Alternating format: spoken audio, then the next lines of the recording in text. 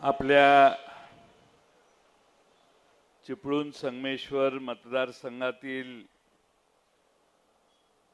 प्रशांत यादव यांच्या प्रचारासाठी एकत्रित जमलेले या ठिकाणी आपले जिल्हाध्यक्ष सुरेश बने, महाराष्ट्रातील एक ज्येष्ठ आणि थोर पत्रकार मधुकर भावेजी, माजी आमदार रमेश कदमजी, शिवसेनेचे माननीय राजेंद्र महाडिक, सचिन कदम, प्रताप शिंदे, काँग्रेसचे सहदेव बेटकर, या निमित्ताने उपस्थित असणारे बबनराव कनावजी, सुभाषराव चव्हाण, स्मिताताई चव्हाण, बशीर मुर्तुजा, नलिनीताई भुवड, युवक जिल्हा अध्यक्ष नौसीन काझी, दीपिकाताई कोतावडेकर, विद्यार्थी जिल्हा अध्यक्ष संकेत कदम, दत्तात्रय लिंगायत, बाबा साळवी, मुराद आद्रेकर, रतन पवार, सतीश खेडकर, शशिकांत मोदी, शिवसेनेचे माजी नगराध्यक्ष सावित्री लोपकळस, काँग्रेसच्या लियाकत शहा, मोहन मिरगाल, गिरीश काटकर, निहार गुडेकर, अविनाश केळसकर, सर्वच आजी माजी पदाधिकारी, नगरसेवक, जिल्हा परिषदेचे सदस्य आणि बंधू भगिनींनो, आज आपल्या सर्वांना प्रशांत यादव यांच्या प्रचारासाठी एकत्रितपणाने आज भेटायची संधी मला मिळते. प्रशांत यादव बोलत होते तसं मागच्या 10-15 वर्षाचा काळ माझ्या डोळ्यासमोरून जात होता. काही वर्षापूर्वी मी राज्याचा अर्थमंत्री असताना पतसंस्थेला भेट देण्यासाठी आलो आणि कोकणामध्ये अतिशय प्रभावीपणाने एवढी चांगली पतसंस्था चाललेली आहे बघून तेव्हा मला फार आश्चर्य वाटलं. कालांतराने परत आलो तर प्रशांत यादवांनी उभा केलेला दुधाचा प्रकल्प बघितला. प्रकल्प बघून बाहेर आलो आणि मी माझ्या दूध संघाला फोन केला, म्हटलं अरे शहाण्यानो इथे या आणि आपल्यापेक्षा चांगला प्रकल्प झालाय तो बघायला या.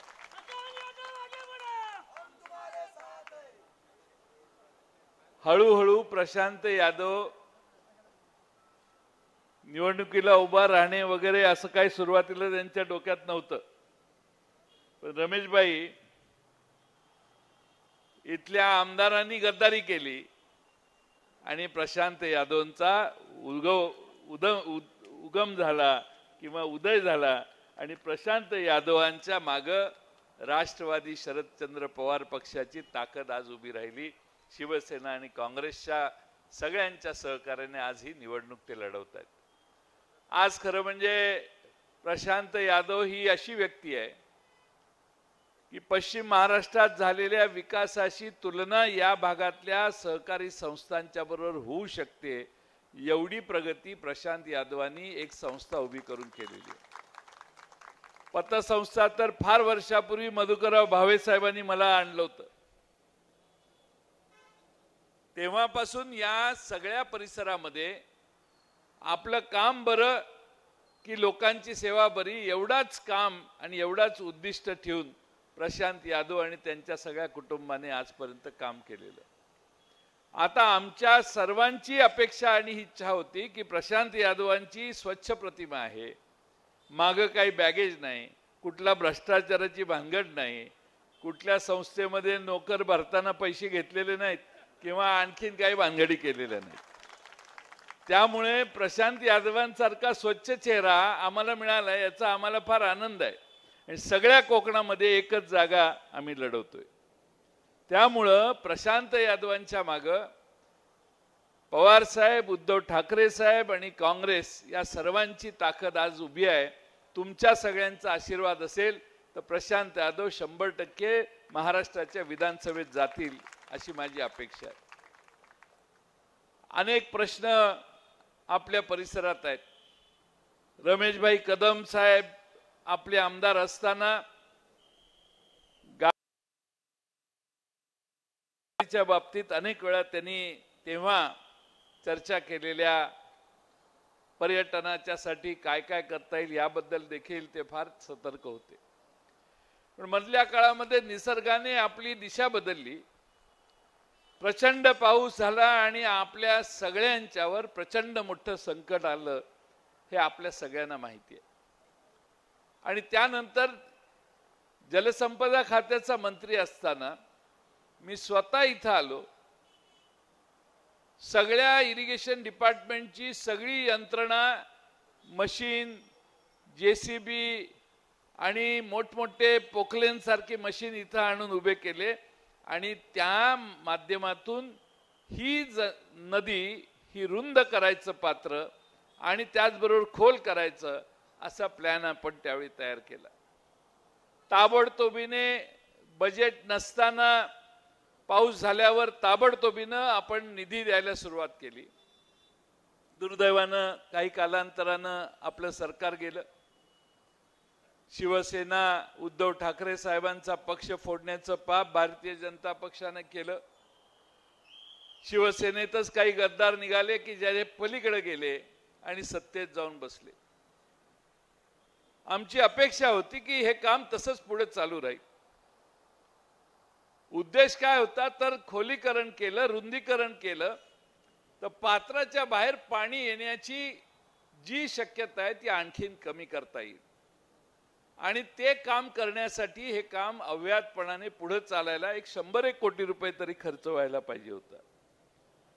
आम्हाला सगळ्यांना ही अपेक्षा होती. पण दुर्दैवाने दुसऱ्या बाकीच्या प्रकल्पांना पैसे घोषणा झालेले आहेत पण एवढी नदीच्या पात्राच्या संदर्भातली घोषणा झाली नाही. त्यामुळे ब्ल्यू लाईन आणि रेड लाईन याच्यावर देखील काही कारवाई झालेली नाही. आपण हे पात्र रुंद केलं, खोल केलं तर ब्ल्यू लाईन आणि रेड लाईन पात्राच्या बाहेर पाणी जाण्याची मर्यादा कमी होईल आणि ब्ल्यू लाईन रेड लाईन थोडीशी आत आली तर आणखीन बऱ्याच प्रॉपर्टीज या शहरातल्या या थोड्याशा त्यातनं बाहेर होतील आणि या शहराचा विकास पुन्हा चालू होईल. आणि त्यासाठी हे काम करणं आवश्यक होतं. दुर्दैवाने चालू असणाऱ्या सध्याच्या सरकारने 2.5 वर्षात या बाबतीत काही केलं नाही. इथल्या आमदारांनी त्याचा पाठपुरावा केला असता तर 9-9.5 कोटी तर माझ्या वेळेस मी मान्य केलेले होते, त्यातलेच पैसे आले. त्याच्या पलीकडे जाऊन यंत्रणा लावून मागच्या 2 वर्षात जर काम झालं असतं तर आपल्याला ब्ल्यू लाईन आणि रेड लाईनवर आणखीन ठोसपणाने उपाययोजना करता आल्या असत्या. मी महाविकास आघाडीच्या वतीनं आणि प्रशांत यादवांच्या वतीनं तुम्हाला सांगतो, आपलं सरकार येणार आहे ही काळ्या दगडावरची रेग आहे, काही चिंता करू नका. आणि आपलं सरकार आल्यावर अनेक गोष्टी आम्ही करणार आहे. पण पहिलं प्राधान्य या ठिकाणी पूर्ण ताकदीनं नदीचं पात्र खोल करणं, रुंद करणं आणि त्यानंतर ब्ल्यू लाईन आणि रेड लाईनच्या दुरुस्त्या करणं आणि या शहरातल्या बऱ्याचशा प्रॉपर्टीज या त्यातून बाहेर काढणं आणि या शहराचा पुन्हा एकदा विकास करताना जे अडथळे आहेत ते दूर करण्याचं काम प्रशांत यादवांच्या नेतृत्वाखाली आम्ही या शहरात करून दाखवू. अनेक प्रश्न आहेत. या प्रश्नात आपल्या सगळ्यांना खरं म्हणजे आपण काही मोठ्या प्रमाणात सगळेच ज्याला तोंड देतात ती महागाई आपल्या 5वीला पुजलेली आहे. सरकारने आपल्या देशात आणि खास करून महाराष्ट्रात सगळ्या वस्तू महाग करायचंच ठरवलेलं आहे. आणि महाग झालेल्या वस्तूंवर पुढं GST त्याच्यावर आवाच्या सवा लावलेला आहे. 12%, 16%, 18%, 24%, 28% मागच्या आठवड्यात माझ्या 1-2 कार्यकर्त्यांनी मला नारळ फोडायला सांगितला. 2 वेगळ्या वेळी एनफिल्ड बुलेट खरेदी केलेली. जी बुलेट 1.5 लाखाला मिळायची. मी म्हटलं अरे कितीला आणली? तो म्हटला 2.25 लाखाला. म्हटलं एवढी महाग? हो म्हटले साहेब 28% GST आहे म्हटले. आमची पाक हवाच गेली म्हटल्या, एवढा कर भरलेला आहे आम्ही. आता खरं म्हणजे अशा पद्धतीनं महाराष्ट्रामध्ये आणि देशामध्ये एवढा कर सामान्य माणसाला भरायला लागतो. समजा सहदेव बेटकर यांनी हेलिकॉप्टर घ्यायचं ठरवलं, कुठे गेले बेटकर साहेब? सहदेव बेटकरच घेऊ शकतात अशी माझी आजही खात्री आहे.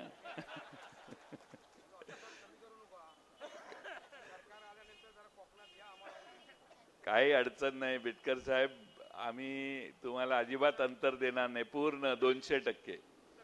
तर समजा सहदेव बेटकर हेलिकॉप्टर खरेदी करायला गेले तर हेलिकॉप्टरला जीएसटी 5% आहे. आपल्या पोरांनी स्कूटर खरेदी करायला जायचं, त्यांना 28% भरायचे, पण बेटकर हेलिकॉप्टर खरेदी करायला गेले तर 5%च भरायचे.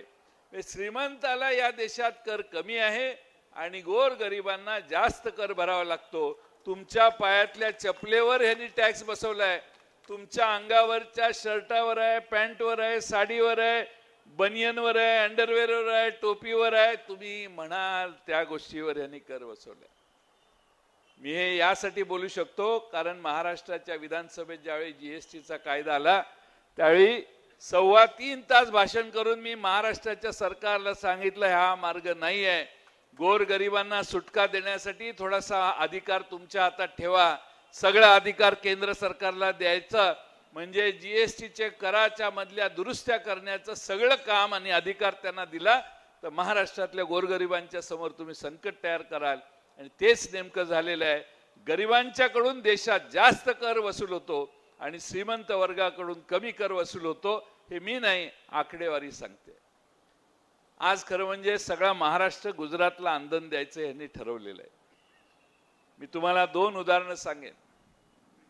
मधल्या काळामध्ये फॉक्सकॉन प्रकल्प गेला, 1.5 लाख नोकऱ्या आपल्या गेल्या.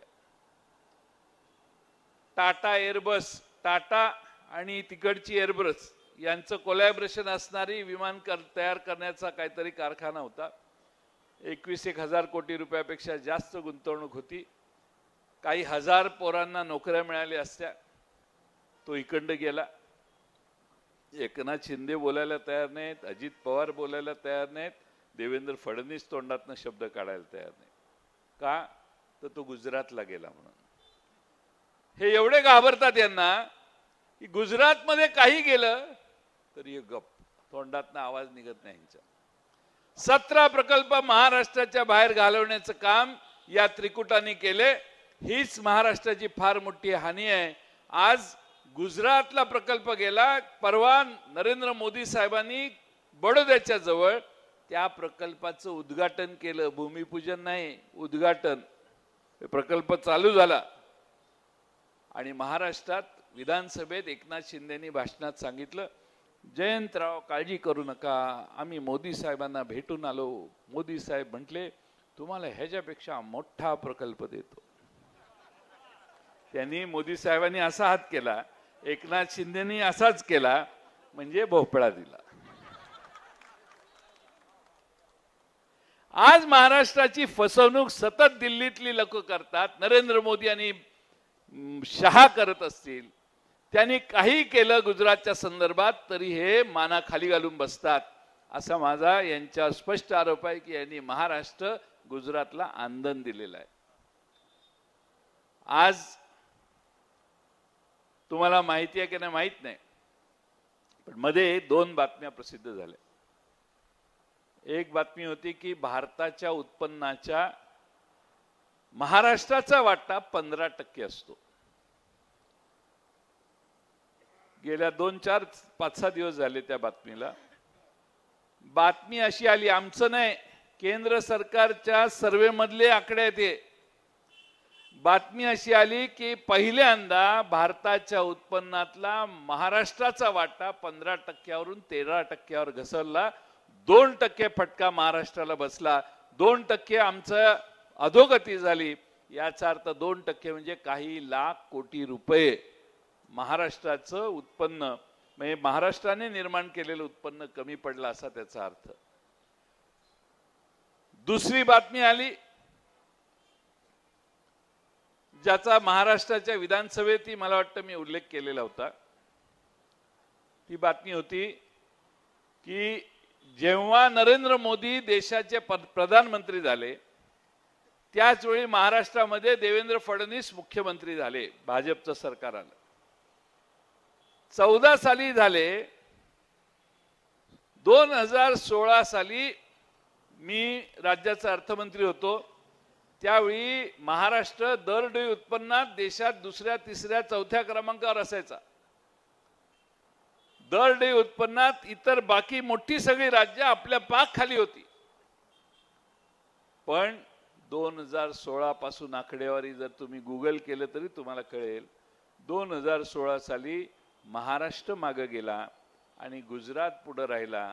ते 2016 पासून 2024 आज आहे. 8 वर्ष महाराष्ट्र गुजरातच्या खाली आहे. आज दरडोई उत्पन्नामध्ये महाराष्ट्राचा नंबर 11वा लागायला लागला. आमचा महाराष्ट्रातला माणूस त्याच्या दरडोई उत्पन्न हे गुजरातपेक्षा कमी आहे. गुजरातचा माणूस जास्त श्रीमंत झाला आणि महाराष्ट्राचा माणूस हा थोडासा मागे गेला, अधोगती त्याची झाली. याची जबाबदारी देखील देवेंद्र फडणवीस, अमित शहा आणि नरेंद्र मोदी आणि भारतीय जनता पक्षाची आहे. हे मित्रांनो तुम्ही विसरू नका. खरं म्हणजे या दोन गोष्टी पुरेशा आहेत तुम्हाला स्पष्टीकरण द्यायला. महाराष्ट्र प्रगतीपथावर आहे का अधोगतीकडे आहे? म्हणून मी मगाशी सांगितलं, हे सगळे उद्योग जाताना हे तोंडातनं शब्द काढत नाही. आज महाराष्ट्रातली, विशेषतः मुंबईतली अनेक कार्यालय ही गुजरातकडे गेली. केंद्र सरकारने ती शिफ्ट केली. अनेक खात्याचे, अनेक विभागाचे, अनेक कंपन्यांचे प्रमुख कार्यालय अहमदाबादमध्ये आणि गुजरातमध्ये शिफ्ट झाल्यामुळं त्याचाही दुष्परिणाम महाराष्ट्रावर हळूहळू व्हायला लागलेला आहे. तुमचं राज्य असू दे देशामध्ये, पण दुजाभाव करायला नाही पाहिजे. आज जगाच्या पाठीवरच्या कुठल्याही दूतावासात जर परदेशी तिथला स्थानिक माणूस गेला आणि विचारलं की आम्हाला भारतात गुंतवणूक करायची आहे, महाराष्ट्र आम्हाला सगळ्यात चांगलं वाटतं, आम्हाला महाराष्ट्राची माहिती द्या, तर तिथले दूतावासातली माणसं सांगतात नाही, महाराष्ट्र में मत जाओ, आप गुजरात में जाओ. गुजरात बहुत अच्छा देश है, राज्य है. मार्केटिंग गुजरातचं करायचे आदेश आहेत, महाराष्ट्राचं नाही. महाराष्ट्रात एखादा गुंतवणूक करायला आला त्याला सल्ला दिला जातो, महाराष्ट्रात नका जाऊ, गुजरातला जावा. सगळे जगामधले जे अँबॅसिडर आहेत त्या राजदूतांना भारताच्या हे करेक्ट सांगितलेलं आहे की जे काही जगातनं गुंतवणूक येईल ती गुजरातमध्ये आली पाहिजे. आणि म्हणून दावोसला गेलो, एवढी गुंतवणूक आली, तेवढे सब झूट. पुढ्या सोडण्यातला हा प्रकार आहे. अहो दावोसला गेले, परत आले, ज्या हॉटेलमध्ये राहिलेले त्याचं बिलच दिलं नाही. त्याने पत्र पाठवलंय, बाबांनो आमचं बिल पाठवा. आता ठाण्यात कुठल्या तरी हॉटेलमध्ये गेल्यावर कोण बिल द्यायची आम्हाला सवयच नसल्यामुळं आम्ही तिकडंही येताना बिलच दिलं नाही. ते पत्र पाठवेल आणि आमची अब्रू घालवेल हे आम्हाला माहित नव्हतं. सांगायचा मुद्दा काय की महाराष्ट्रात एकनाथ शिंदेच्या सरकारने अधोगतीकडे महाराष्ट्र नेलेला आहे. आज या देशामध्ये महागाई प्रचंड वाढली, त्याच्यावर कर वाढवला. मगाशी सांगितलं ती अनेक कारण आहेत. आमच्या महाराष्ट्रातल्या युवकांच्या हाताला काम कमी मिळायला लागलं, बेरोजगारी टोकाला उच्चतम पातळीला पोचली. आणि त्याचबरोबर महाराष्ट्रामध्ये आमच्या आया बहिणींची सुरक्षितता देखील तेवढीच कमी झाली. हे आपल्याला नाकबूल करून चालणार नाही. आमच्या घरातली आमची मुलगी, आमच्या घरातली आमची बहीण जर बाहेर गेली तर पालकांना चिंता असते मुलगी परत येईपर्यंत. कारण अनेक महाराष्ट्रातल्या घटना अशा झालेल्या आहेत की ज्यामध्ये आमच्या आया बहिणींचे अब्रू चव्हाट्यावर आणण्याचं, आमच्या आया बहिणींच्या अब्रूवर हात घालण्याचं, त्यांच्यावर अत्याचार करण्याचे, त्यांच्यावर बलात्कार करणारे अनेक घटना महाराष्ट्रात झाल्या. आणि एकनाथ शिंदेचं सरकार त्या घटना थांबवू शकलं नाही. हे या महाराष्ट्र सरकारचं सगळ्यात मोठं मित्रांनो अपयश आहे. आज आपण सगळ्यांनी थोडासा बारकाईने बघा. बदलापूरची घटना, शाळेत गेलेल्या लहान मुलीवर अत्याचार, शाळेला वाचवण्यासाठी किती आटापिटा. आणि म्हणून महाराष्ट्रामध्ये काही महत्त्वाच्या गोष्टी अशा घडलेल्या आहेत की ज्यामुळे आपलं महाराष्ट्र राज्य हे आपल्याला पुन्हा एकदा पूर्वपदावर आणण्यासाठी प्रयत्न करावे. आता हा हायवे झालेला नाही, कितीतरी वर्ष हायवेच्या गप्पा गोष्टी आपण ऐकतोय. केंद्र आणि राज्य सरकारने या संदर्भात काही ठोक पावलं टाकायला पाहिजे होती, पण आमचा कोकणात जाणारा रस्ता काही ठिकाणी झाला, पण बऱ्याच ठिकाणी झालेला नाही. ही अशी आपली अवस्था आहे. मी तुम्हाला अनेक गोष्टी सांगून वेळ तुमचा घेणार नाही. माझी आपणा सर्वांना विनंती आहे की महाराष्ट्र दुरुस्त करायचा असेल तर आपण एकत्रितपणाने एकसंघपणाने महाविकास आघाडीच्या मागे उभा राहायला पाहिजे. उद्धव ठाकरे साहेबांचं एक चांगलं प्रामाणिक माणसाचं प्रामाणिक सरकार सत्तेवर होतं. कोरोनाचा काळ त्यांनी दीड वर्ष असाच गेला.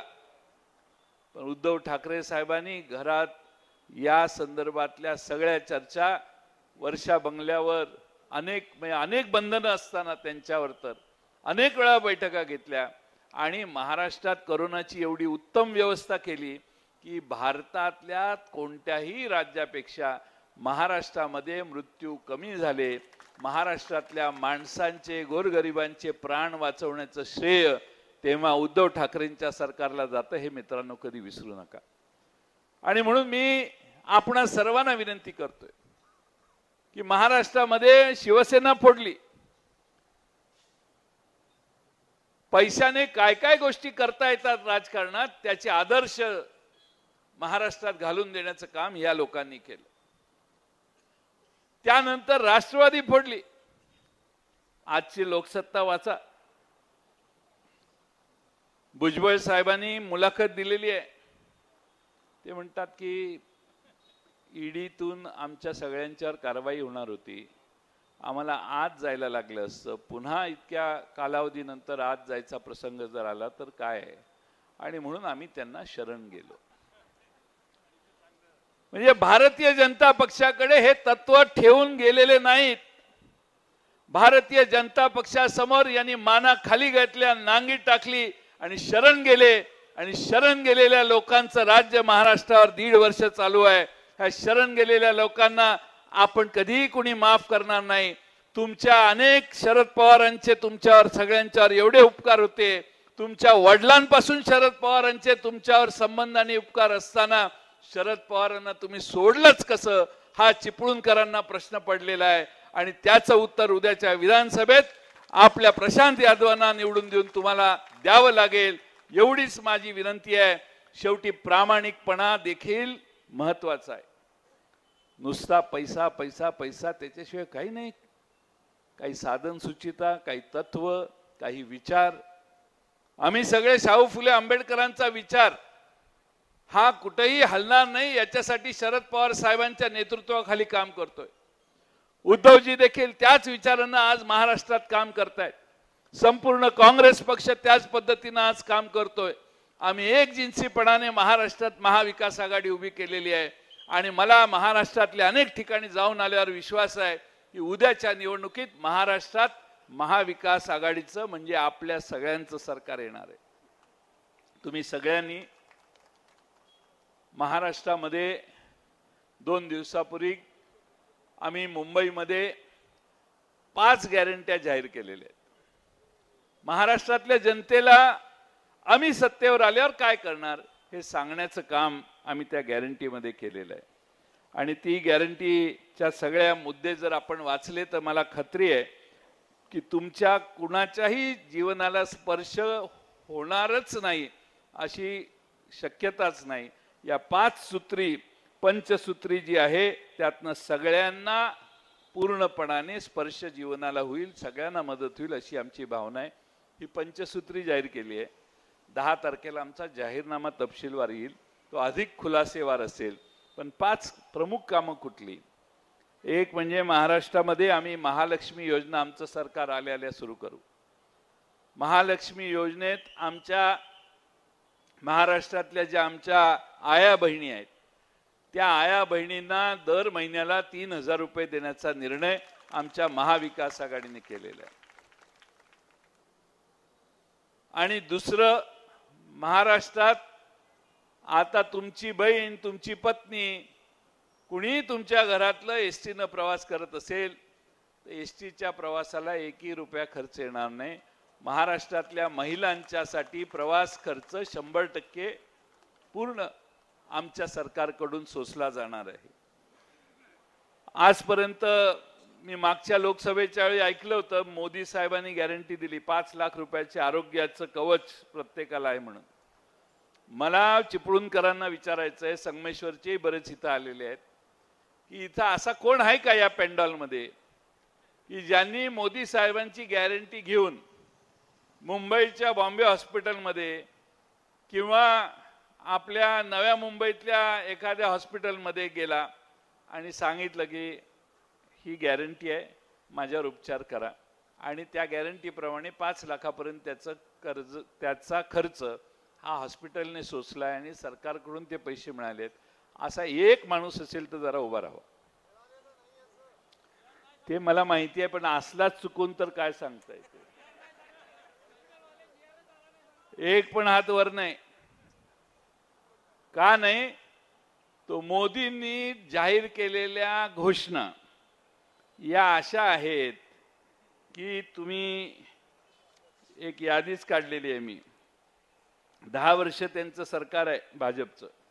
ना शिवस्मारक झालं, ना शहा तिकडचा जेलमध्ये गेला, परदेशी आहे तो, ना विश्वगुरू झालो आपण, ना 15 लाख मिळाले, ना काळे धन परत आले, ना दाऊदांनी माल्ल्याला फरफटत आणले, ना रोजगार मिळाले, ना गंगा स्वच्छ झाली, ना स्त्रियांवरचे अत्याचार थांबले, ना स्मार्ट सिटी झाल्या, ना बुलेट ट्रेन धावली, ना दहशतवाद थांबला, ना महागाई कमी झाली, ना पेट्रोल स्वस्त झालं, ना शेतकऱ्याला 1.5 पट भाव मिळाला, ना शेतकऱ्याची सरसकट कर्जमाफी झाली, ना काश्मीरी पंडित घरी परतले, ना स्टार्टअप इंडिया झाला, ना मेक इन इंडिया झाला, ना स्किल इंडिया झाला, ना डिजिटल इंडिया झाला, ना अच्छे दिन आले, ना चीन आपल्याला घाबरला, ना डॉलर घसरला, ना मराठ्यांना आरक्षण मिळाले, ना बाबासाहेब यांचे स्मारक तयार झाले, ना ओबीसींच्या आरक्षणाच्या संदर्भात काही ठोस यांनी निर्णय घेतला, ना सावित्रीबाई फुले यांनी स्त्रियांना पहिली शाळा भिडेवाड्यात सुरू केलेली, त्याचं राष्ट्रीय स्मारक करायचं होतं, तेही झालं नाही. आणि मग प्रश्न पडतो, 18, 20, 24 तास काम करून स्वयंघोषित चौकीदार काय काम करत होता, हाच प्रश्न सगळ्यांना पडलेला आहे. खरं विचार करा, काय केलं यांनी? काही कामं केली. आधार कार्ड बनवा, आधार क्रमांक बँक खात्याला जोडा, आधार क्रमांक मोबाईलला लिंक करा, आधार कार्ड पॅन कार्डला लिंक करा, LPG गॅस क्रमांक आधारला लिंक करा, जुलैच्या अगोदर रिटर्न भरा, नोटा बदलून घ्या, बदललेल्या नोटांचा हिशेब द्या. आजला सगळा उद्योग हो, मेन काम झालंच नाही. मी हे का सांगतोय? भाजपवर विश्वास ठेवण्याचं काही कारण नाही. यांचं सरकार आमचं पाडलं, तेही 70,000 कोटी रुपयाचा घोटाळा केला असं मी नाही आरोप केला, तुम्ही टाळ्या मारू नका. मोदी साहेबांनी आरोप केला. 4 दिवसात सगळे पळून गेले. मी सांगत होतो असं करू नका, पण गेले सगळे. 70,000 कोटीचा घोटाळा केला असा आरोप केल्यावर सगळे मंत्रिमंडळात गेले. ज्यांच्यावर ईडी आहे, ज्यांच्यावर वेगळ्या आरोप आहेत, ते सगळे आत गेले. नवाब मलिक आमचे, त्यांच्यावर आरोप झाले, त्यांनीच केले. नवाब मलिकांच्यावर हे ईडी बिडी तर आहेच, पण नवाब मलिकांच्यावर देशद्रोहाचा आरोप झालेला आहे. देशद्रोहाचा, देशविरोधी कारवाया करण्याचा आरोप मी नाही, देवेंद्र फडणवीस आणि त्यांच्या सरकारने केलेला आहे.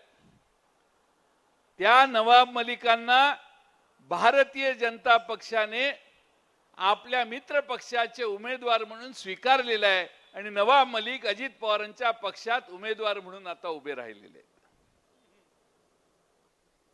आता स्कीम आहे एकावर एक फ्री म्हणून नवाब मलिक आणि नवाब मलिकांची मुलगी देखील उभी आहे.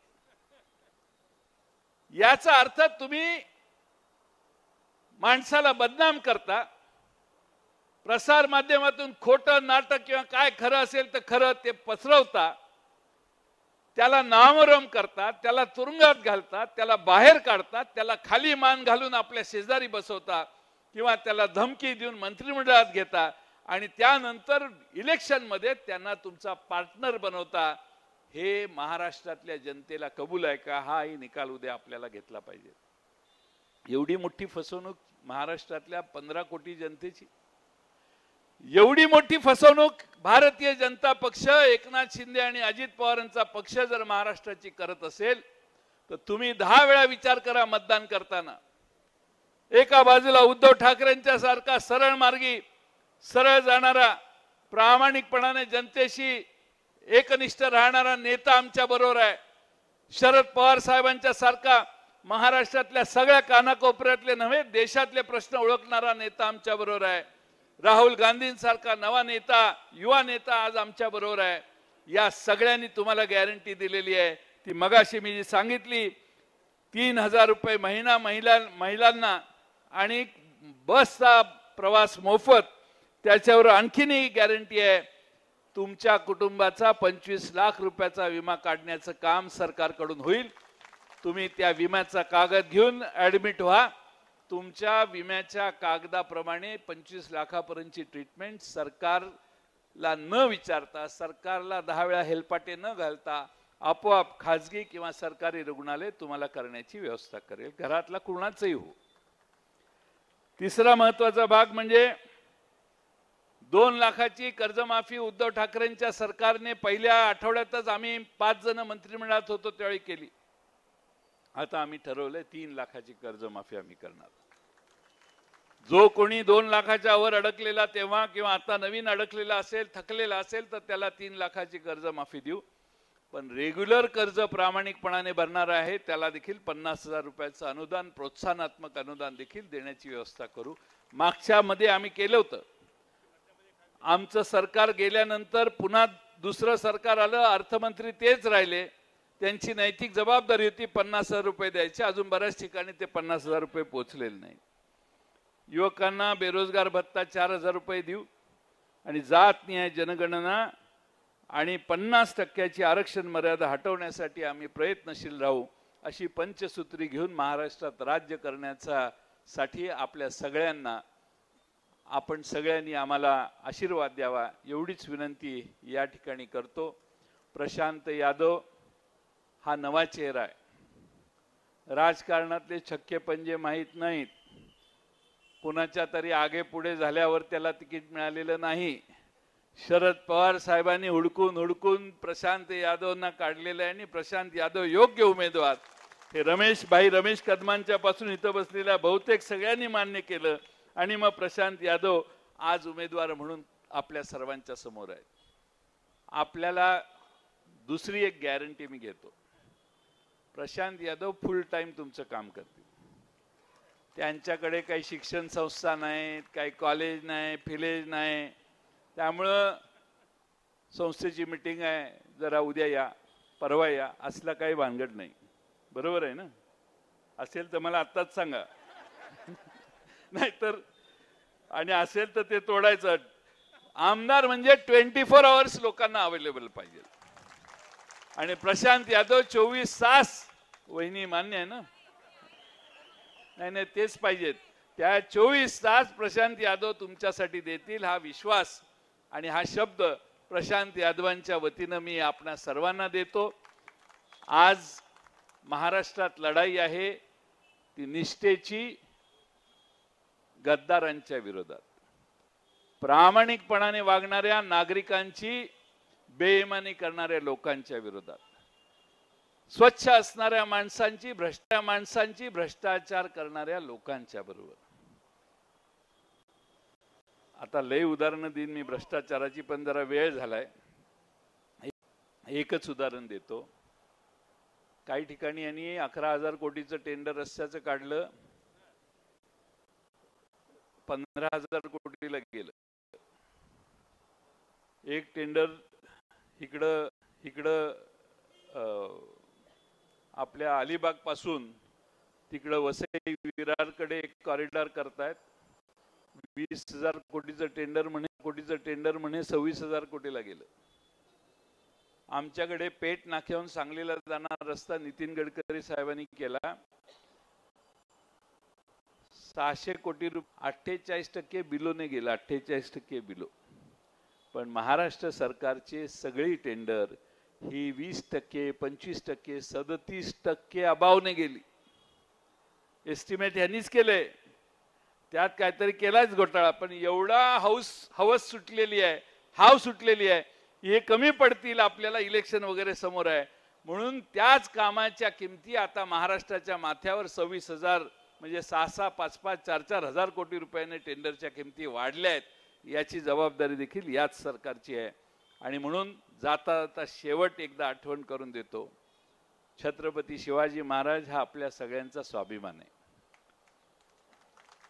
तुम्ही आम्ही जर कोणाला मानत असू, महाराष्ट्रातली रयत जर कोणाला मानत असेल तर ती छत्रपती शिवाजी महाराजांना मानते. आपल्या सर्वांना मालवणचा पुतळा पडला हे आठवते, यांनीच उभा केला. नरेंद्र मोदींच्या हस्ते त्याचं उद्घाटन केलं आणि उद्घाटन झाल्यानंतर 8 महिन्यात हा पुतळा कोसळला. महाराष्ट्राचा स्वाभिमान कोसळला असं मी त्यासाठी म्हणेन. महाराष्ट्राच्या दैवताची अशी अवस्था यांनी का केली तर तो पुतळा करताना देखील यांनी भ्रष्टाचार केला, पैसे खाल्ले आणि म्हणून पुतळा करताना देखील छत्रपती शिवाजी महाराजांना देखील भ्रष्टाचार करताना यांनी सोडलं नाही.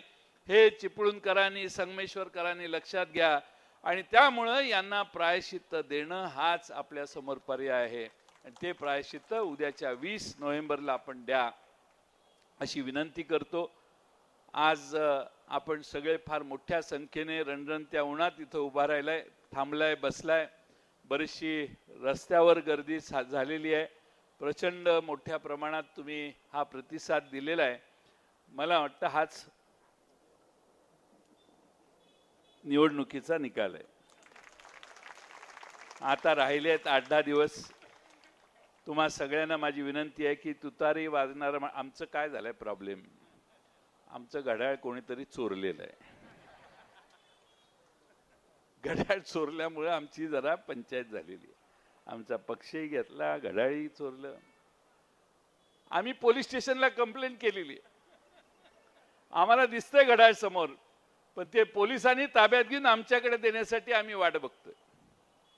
सुप्रीम कोर्टाने यांना सांगितलं, अरे बेट्यानो, घड्याळ म्हणताय, त्या घड्याळाच्या खाली लिहा की हे प्रकरण न्याय प्रविष्ट आहे. भारत नाही, जगात पृथ्वीवर मला एक पक्ष दाखवा की ज्या पक्षाच्या चिन्हाच्या खाली हे न्याय प्रविष्ट आहे, ह्यांच्या हातात नाही आहे, हे कधी यांच्याकडून जाऊ शकतं असं लिहिलेलं आहे. असं भारतातल्या, जगातल्या, पृथ्वीवरच्या कोणत्याही देशातल्या एखाद्या पक्षाच्या चिन्हाच्या खाली असं लिहिलं असेल तर सांगा. हेच बहादर आहेत की ज्यांच्या चिन्हाच्या खाली लिहिलंय की हे ह्यांचं नाही, हे न्याय प्रविष्ट आहे. आज घड्याळ चोरीला गेलं म्हणून आम्ही आपली तुतारी वाजू नका, नुसतं ऍक्शन करा.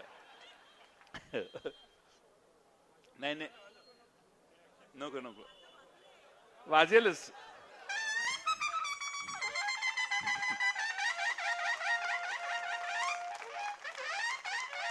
हे आपलं चिन्ह आहे, हे आपलं चिन्ह आहे.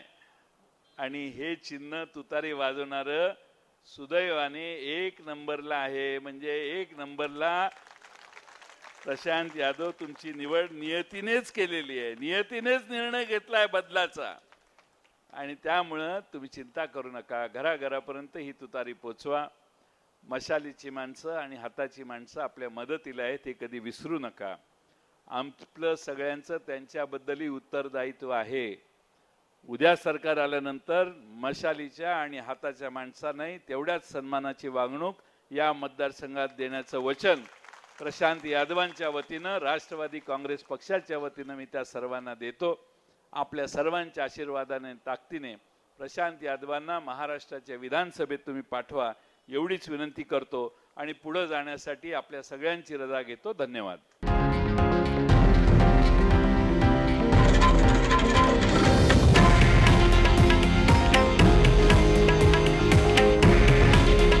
हे आहे देशातील नंबर 1 न्यूज नेटवर्क आणि आपण पाहत आहात TV9 मराठी.